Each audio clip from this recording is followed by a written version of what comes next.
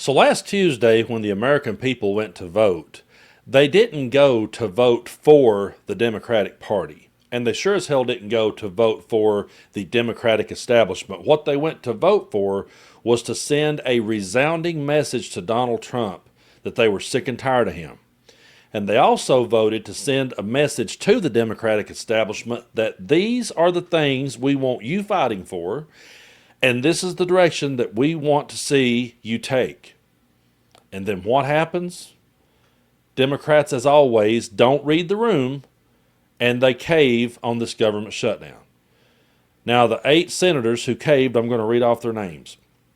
Catherine Cortez Masto, Dick Durbin, John Fetterman, not surprised. Maggie Hassan, Tim Kaine, disappointed. Angus King, Jackie Rosen, and Jeannie Shaheen. Every day I sit down in this chair and I go to bat for the Democratic Party. And I'm going to tell you why I do. Because I've always felt like, well, that's the only dog that we have in this fight. That's the only thing that we have at this particular moment. We have a 2-party system, and that's it. We got 2 choices. We can either vote for Donald Trump and more of his badness, or we can get behind these people and hope like hell that they do something. But that's just it. We've had to hope like hell that they will do something, and we always have people like these 8 who always cave. So I got to be brutally honest with you.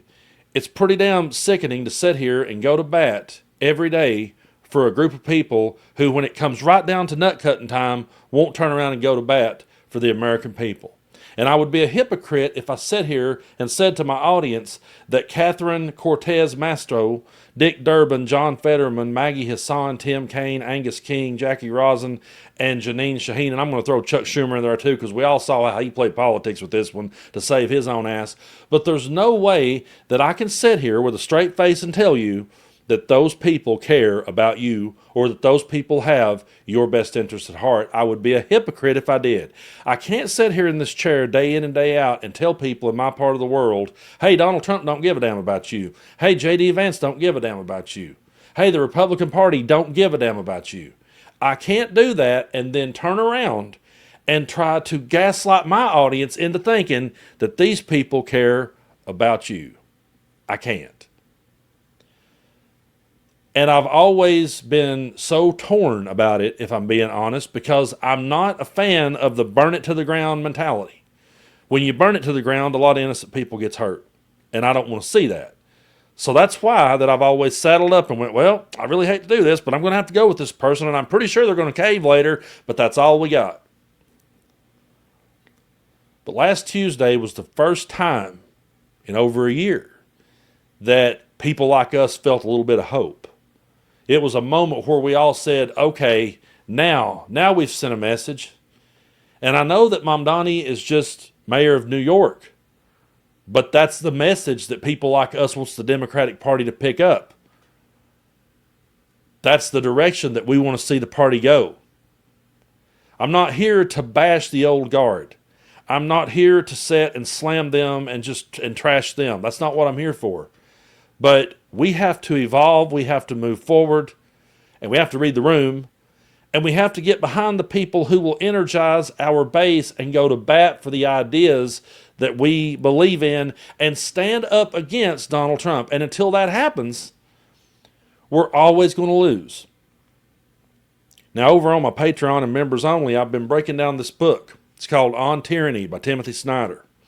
Forget about the paywall for a minute. Let me talk to you about this book because it's 20 lessons from the 20th century. The chapters are very short. Everybody, just when you get done watching this video, order you a copy of this book and sit and read it and study it like it's the gospel, because it is. In this moment, when we need people to fight and understand what we're up against, this is your Bible, okay? So I'm just going to give you an example of the very first chapter, okay? And as I'm breaking it down over on my Patreon, I'm up to the next video I'll be doing will be chapter 3 or 4.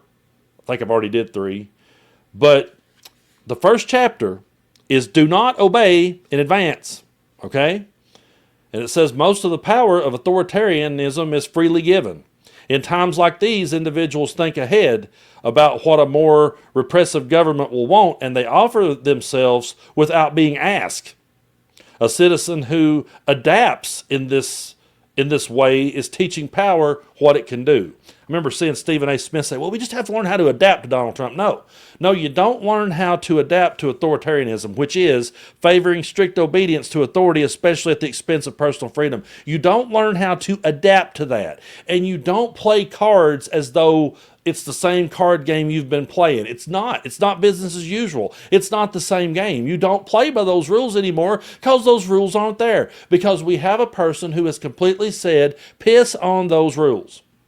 So when you go out there and say, well, let's just go on a pinky promise that they'll vote on this later, you're not doing anything except throwing the people under the bus. Chapter 2 is defend institutions.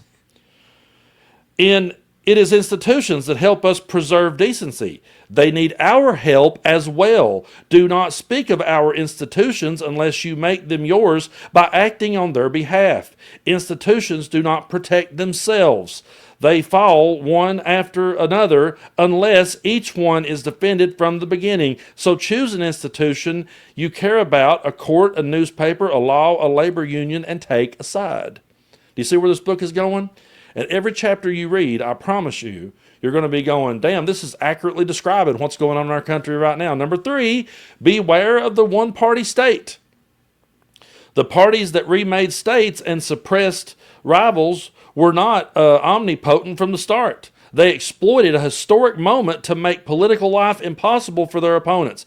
So support the multi-party system and defend the rules of the democratic elections. Vote in local state elections while you can and consider running for office. Again, order that book and read it and understand the very first thing. The very first chapter in the 20 lessons that's in this book is do not obey in advance. Do not cave. Do not bend the knee. Do not kiss the ass, kiss the ring, however you want to say it. But you sure as hell don't sell out the American people who just went to the polls and gave a resounding fuck you to Donald Trump and said, this is what we want to see. I know that I talk to people every day who are down and out, and they have no hope. And they say to me all the time, Brando, I don't know if we're even going to have a midterms. I got a close friend who's always like, he's pretty much thrown in the towel. Like, nah, man, there's not going to be a midterms. It ain't going to matter. How am I supposed to sit here and get that friend back in the game by telling him, hey, man, just vote for the Democrats. They got you. Because I had a voice message from him this morning going, well, they caved. Now, how am I supposed to get him excited about that? How am I supposed to get his head back in the game? How am I supposed to get him behind these people who aren't behind him? I'm going to be honest with you, I can't. I can't sit there and tell him, oh, don't worry, Chuck Schumer's got you. I can't say that. So, I know a lot of people are down right now. And the barrel that we're over at the moment is that the only option we have when we go to vote against Donald Trump is this other side, who completely misread the room. And I knew it was going to happen. I knew the centrist Democrat was going to think, oh boy, we won that. You did not win that. That was not for you. That was not the people saying, oh boy, we want more of that. That wasn't people saying, oh, we want business as usual. That wasn't people saying, oh yeah, just cave. Play cards like you always do. That's not what that was. But I knew it. I was like, they will interpret this that we won. They didn't. We went to the polls. People went to the polls because we wanted to see a change. We wanted to see a new direction. And we didn't want to obey in advance. That's why Democrats went to the poll. That's why Democrats took their day off. People on our side, I hate using the word Democrat anymore, but that's why that people on our side took their day off. 7 million of them went to protest. That's why. And these 8 cowards looked at 7 million people who protested on their day off, and all the elections that happened around this country that Democrats just swept. Clean sweep. Boom. Complete knockout. And went, no, we're going to go on a pinky promise from the biggest criminal regime in history. So I still will stand here and tell you that Donald Trump does not give a damn about you, and neither does J.D. Vance. And they won this one. Because no matter how Democrats try to spin this, no matter how they try to defend it, it's going to be their fault in the end.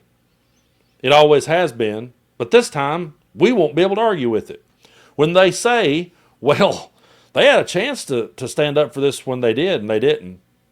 They were okay with opening the government back up and letting people lose their health care and letting the prices skyrocket. They were okay.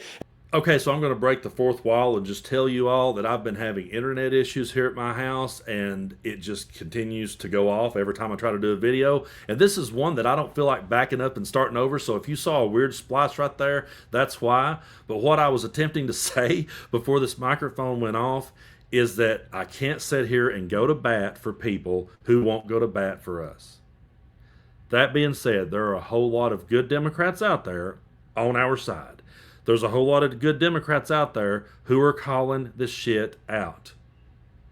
Bernie Sanders has been calling it out for 50 years. So there are good people still in this fight, and we just have to circle around them. But as far as these 8 people, I cannot sit and tell you that they had your best interest at heart. They tried to play cards, and they tried to play business as usual, and it's not anymore. So let's all continue to send that message against Donald Trump and against the establishment Democrats who want to bow the knee. And let's tell them every chance we get, we are not here to cave, and we are not here to obey in advance. And thank you for listening.